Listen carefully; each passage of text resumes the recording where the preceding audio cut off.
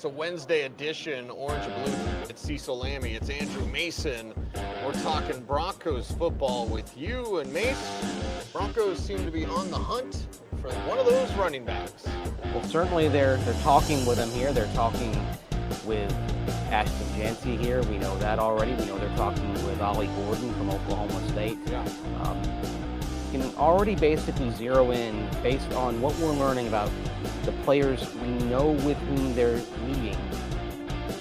We can zero in on basically running back, tight end, and defensive line for the most part, although the defensive back is also in the chat as well. Yes. So I think some of that is covering all your bases as well, but certainly it starts with running back, and I'd say maybe that's priority number one. Even like we're talking about Joker, obviously, that's something I wrote about at denversports.com. I'd say probably Joker is priority number one, but you do need a running back. If your Joker is a tight end, you still need a running back. Right. That's and that's the key thing here. And my thing with the Joker is like, okay, George Payton says it's like finding Loch Ness. It's really hard to find, but we're going to get it done. For me, Mace, that doesn't mean one swipe. Yeah. That doesn't mean one flavor, if you will. If they take a running back, he'll have Joker traits. If they take a tight end, he'll have Joker traits. And if one of the two hits, awesome.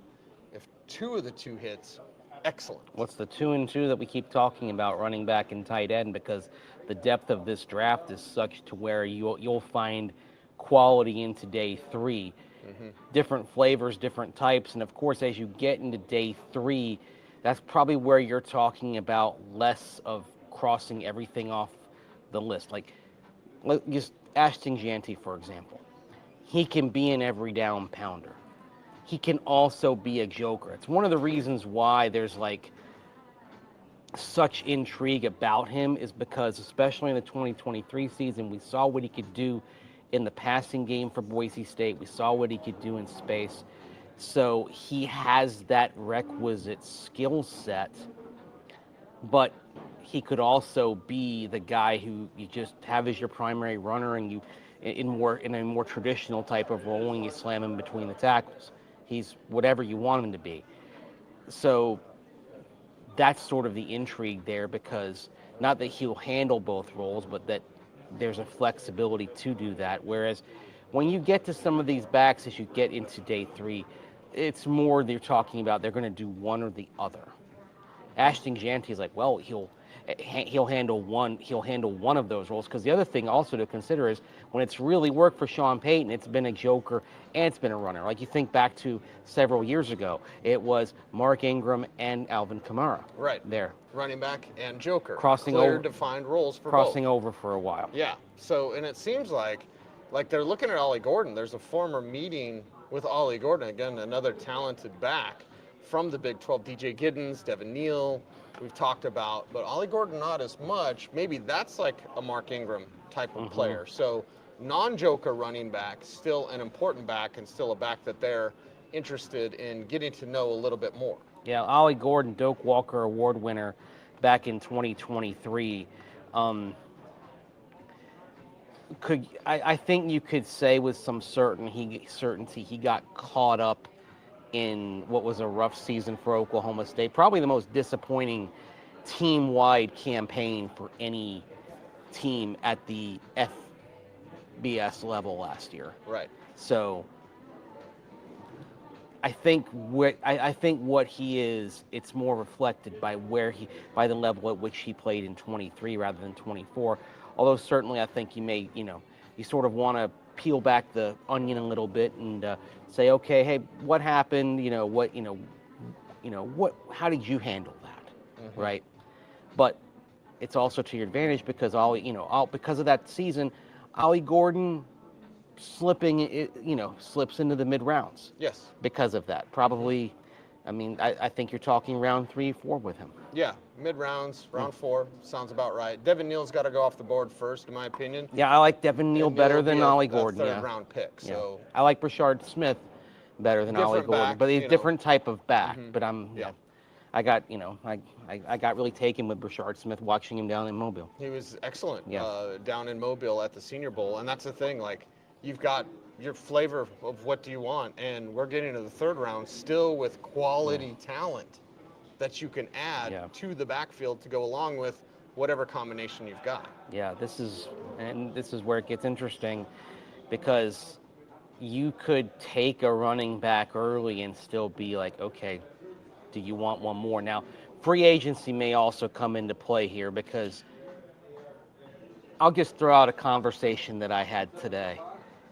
You could sign Aaron Jones to a 1 or 2 year deal, Yeah.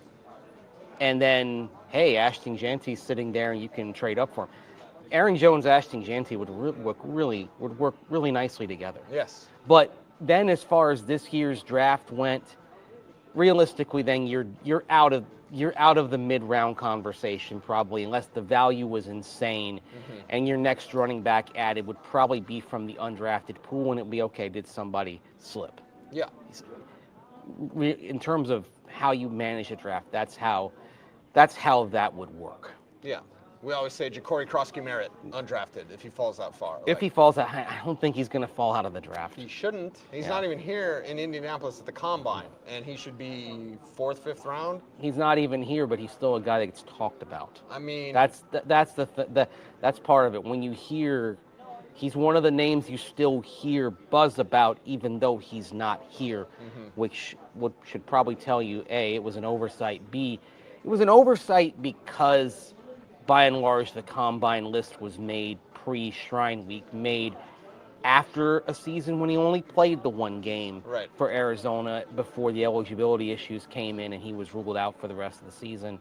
There, unfortunately, especially in a year with this many quality running backs, I think a little bit it was out of sight, out of mind, and then he flashes at the Shrine Bowl like, oops, oh, well, yeah, oh, that's tough.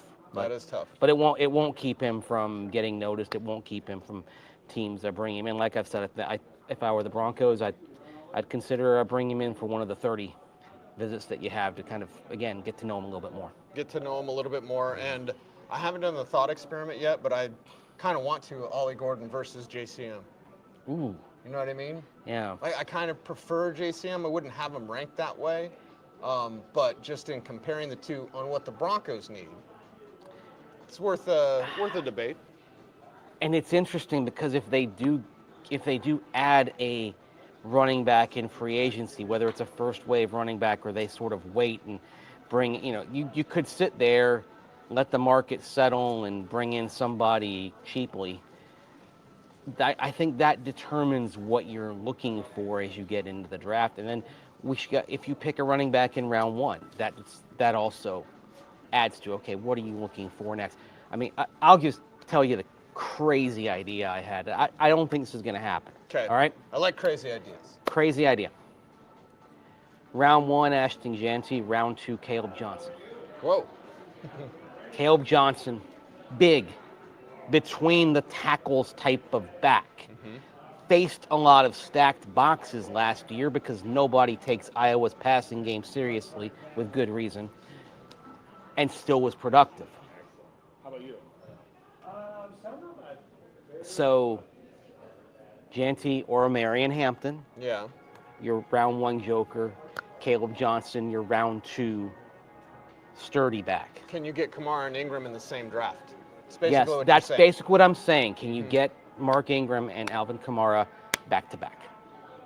That would be absolutely transformative for this offense, because the other thing is, if you're viewing it from Sean Payton's perspective, the offensive line is fine. Like, I think they may add another depth offensive lineman on day 3. I mean, maybe a depth interior piece. Add a guard. Yes, a guard or a center, just to kind of start the process of planning. But I think at tackle, for example, they've got 2 younger backups in Frank Crum, who they thought enough of to keep around all year, and Alex Palczewski, who has some starts under his belt. So you actually feel really good about your depth at tackle. Maybe you want to add another younger depth piece on the interior as well. But by and large, they feel great about the offensive line. They feel great about the offensive line in run blocking. the ESPN analytics with the run block win rate, number 1 in the NFL for the Broncos offensive line. So that's sort of the analytic view that sort of proves what the Broncos are seeing on film about what they like, about what they have up front. So their thing is, it's on the running backs. That's the view there, internally, that the running game failed because, not because of up front, but it failed because of the backfield. Yes. So how do you correct that? Think back, okay. How do you correct that as you completely change the room? Well, I just had this brainwave here. Do you remember way back, 04 and 05? Okay. The Broncos come here to Indianapolis for a second straight year in the playoffs and get destroyed by Peyton Manning and company with the Colts. Yep. And that was the game that poor Rock Alexander, an undrafted rookie, got picked on by Peyton Manning. Mm-hmm. So the Broncos had Champ Bailey. Yay, that's great. But beyond Champ at corner, Bupkis. Mm-hmm. So Mike Shanahan's draft philosophy that year was, let's just go corner heavy. And he opened the draft with the late Darren Williams, Dominique Foxworth, and Carl Pema, all of whom would contribute, certainly D. Will and Foxworth, the most extensively over the subsequent seasons. So that's why I sort of got that idea of, like, what if you just go crazy? You say, okay, I really want to microwave this running game, mm-hmm. and get it right and keep it right. And it's a great year for running backs. I mean, that was something you heard that you've heard that a lot here this week. How deep the running back class is. Do we want to play one of George Payton's comments there on the? As long as we're not frozen. Yeah. Yeah, we're dealing with some Wi-Fi issues. Well, but which one do you want to play? First of all, we'll play the comment. Because here's the conversation we're having before the comment. BPA. If you get to round 2 and Caleb Johnson's the BPA, you take Caleb Johnson. That's the thing. Even if you pick Janty or Hampton round 1, the best player on the board might be Caleb Johnson. Yes. All right. So we're going to preface this first comment from George Payton. He's asked about Javonte Williams. So he talks about how he doesn't close the door on Javonte being back, but then gets a little bit into this running back class and what they're looking for.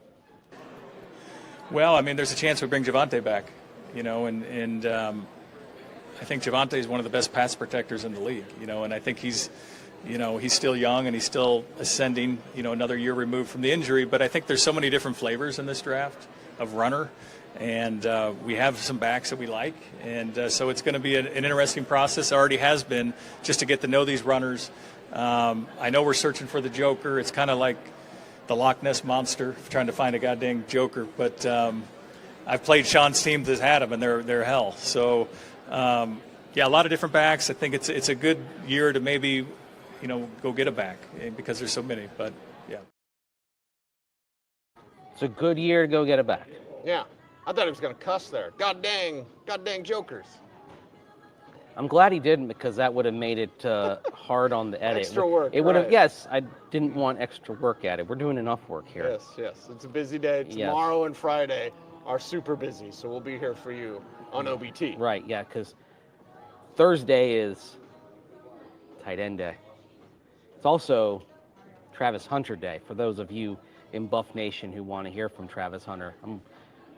Tomorrow we'll get into a crazy idea about Travis Hunter. Yes.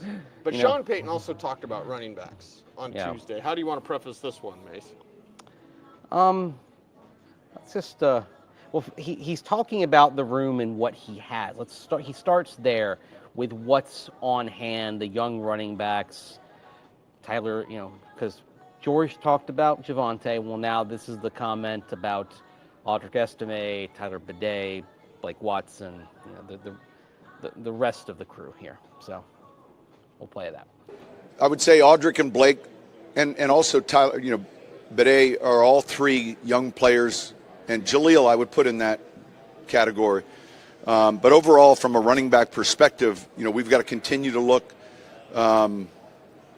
whether it's in the draft. I say this respectfully, I think it's a position that, generally speaking, you can find either in free agency or throughout the draft. But we've drafted I've been a part of drafts where we've selected runners high. Is it a priority for us? I think certainly improving our running game is going to be a priority, and we feel like we've got the right offensive line and the right group of players to give us a chance at that. But this draft has got a number of runners in it, and it's just a matter of what you're looking for. But we'll see where we go from there.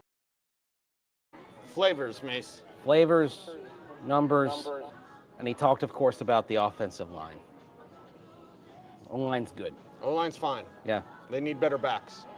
So the room could be replaced. If we do the crazy theory of like BPA and it's Ashton Genty and then Caleb Johnson, like if that's BPA, we're talking about, Estime on the practice squad, something like, and I'm not against, I want the best backfield for the Broncos. This isn't about the heartstrings of like, I really like Jaleel. Like, okay, but who's going to get it done? But let's also go back to what supports a quarterback and a young quarterback as he's still growing. Run game. Run game and defense. Defense, in terms of what you need immediately, I think you can find that early in free agency. I mean, I think you're talking about the priority being inside linebacker, obviously. Perhaps defensive line depth, although at long-term defensive line depth, I think you're going to be able to find that into the middle rounds. Although the Broncos, they are looking at some potential round one defensive linemen. They're meeting with Walter Nolan. They're meeting with Kenneth Grant. Mm-hmm. So I sort of feel like that's the contingency plan if they don't get Joker in round one, whether it's a running back or a tight end. Like if they don't come out with Janty, Hampton, Loveland, or Warren, then it's okay. If we stand pat, it's someone like Nolan or Grant. Is there a chance they move up for one of those? For one of those Joker types? No, for the defensive lineman. Ooh. Because I'm not sure either one's going to be there, Mace. I've broken your heart before. It's like, I don't think Grant's going to be there. The only reason why I think Grant will ultimately drop is because he's stronger against the run. The pass rush is the elite trait that usually teams are seeking from an interior that pushes them up into round one. And I know the Eagles could rush the passer, obviously, yes, but they also could stuff the run. Right. So maybe but usually, there's a little copycat there. Perhaps, but I think when you get down to the draft, that's where you start talking about positional value, skill value, and traits. So that's why I'd still be surprised if Grant isn't there at 20, just because the skill set's going to prioritize the pass rush more. Okay. Ultimately. But we'll see. I think you could make the argument he might be the better of those two Michigan defensive linemen. There are rumblings that the Jaguars prefer Grant to Graham. Mm-hmm. So, yeah, it's out there. It depends on what you want. It's almost like the flavors we keep talking about. What's the flavor of defensive tackle? You want the guy that gets off the ball quick, or you want the guy that maybe stands his ground, doesn't get off the ball as quick, but just is a force against the run? Well, and also the other thing is also, with all respect to Kenneth Grant, as much as I love him, if you have Walter Nolan there, Walter Nolan, not quite as stout against the run, but absolute beast in pass rush. And we saw that down at the Senior Bowl. Yep. The Aaron Donald comp, as far as his work at the Senior Bowl, was thrown around. Because Aaron Donald went to the Senior Bowl 11 years ago and destroyed people. You couldn't block him. Yes. And Walter Nolan was unblockable most of the week. Mm-hmm. So... and the Broncos are meeting with him. Yes. Best player ever saw at the Senior Bowl was Aaron Donald. Second was Von Miller. Yeah. It worked out okay. It's good company. Yeah. Now, I'm not saying he was as good as Aaron Donald. I'll say he was the best interior D lineman I've seen in Mobile since Aaron Donald. Yes, that's right. That's correct. Okay. Yep. So it's been a minute since somebody was in that was close to that level. Year. Yes. No, not at all. Not at all. All right, Mace, we got to wrap this one up. more work to do, more shows to come. Hopefully the audio and everything's okay as we deal with, Fingers crossed. some Wi-Fi shakiness. But anyway, we certainly appreciate everyone out there for the love on all the socials and on YouTube. But how can folks really help us out? Like, Comment, share, subscribe, hit that notification bell. so that you Never miss a vid. Boom. Andrew Mason, I'm Cecil Lammy. OBT's a BFD. Thanks for watching. Stay tuned. Stay frosty.